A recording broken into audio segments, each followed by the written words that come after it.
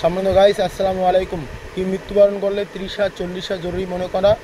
অর্থাৎ তৃতীয় বা 40তম দিনে যারা দাফন করে, কবর করে, জানাজায় যোগদান করে জরুরি মনে করে তাদেরকে খাওয়ানো বা দুর্নামের ভয়ে ধুমধামের সাথে দাওয়াত খাওয়ানো, প্রয়োজন থাকা সত্ত্বেও বিধবা বিয়ে করাকে দূষণীয় মনে করা, বিয়ের সময়, খাতনার সময়, বিসমিল্লাহর সবক দেওয়ার সময় কেউ মরে গেলে সাধ্য না থাকা সত্ত্বেও বংশীয় রীতি রেওয়াজ বজায় রাখা, বিশেষত টাকা ধার করে নাচ গান, রং তামাশা প্রভৃতির অনুষ্ঠান করা, হিন্দুদের কোনো পূজা অর্চনা ইত্যাদি অনুষ্ঠানে যোগদান করা, আসসালামু আলাইকুম বলার পরিবর্তে আদাব বলা